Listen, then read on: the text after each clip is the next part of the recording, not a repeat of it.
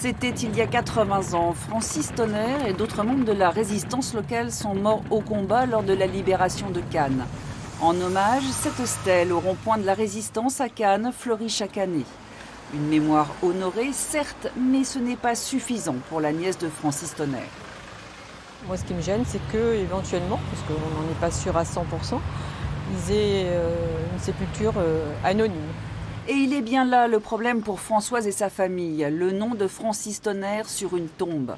Jusqu'à il y a 6 ans, un non-sujet, jusqu'à ce qu'elle reçoive la lettre de Jean Lougassin, médecin légiste, lui apprenant qu'il aurait retrouvé la trace de son aïeul dans un cimetière militaire varois. J'ai été chamboulée parce que j'ai jamais imaginé que leur corps pouvait être quelque part. Je pensais que quand ils avaient été bombardés, les corps avaient explosé en 100 millions de morceaux, ce qui n'est pas le cas. Et donc le corps aurait été récupéré par l'armée américaine et finalement pour atterrir à Voloris. Commencent alors des années d'échanges entre la famille Tonnerre et les administrations américaines et françaises pour faire identifier par ADN et à ses frais les ossements de son oncle. En décembre 2021, elle reçoit un courrier du ministère des Armées françaises.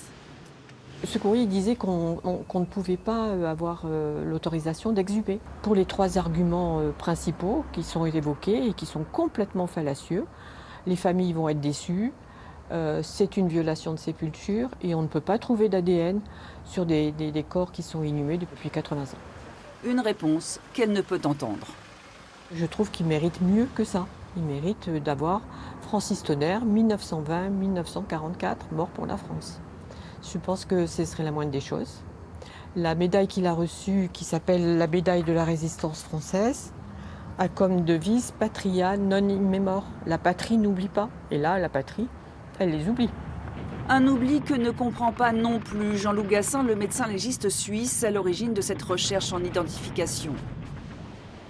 La France, on dit qu'on est le pays des droits de l'homme, des choses comme ça. Quand on voit qu'on n'est même pas prêt à tenter d'identifier des gens qui sont morts pour la France, aux frais des familles en plus, vraiment, c'est pas compréhensible. Et pour moi, c'est incroyable que j'ai pu, par exemple, identifier des Allemands et que maintenant que je veux identifier nos résistants, eh bien que c'est pas possible. C'est un comble, on va dire. C'est vraiment un comble. Petit espoir pour la famille. En 2018, la dépouille d'un soldat inconnu de 14-18 a été exhumée après plus de 10 ans d'attente.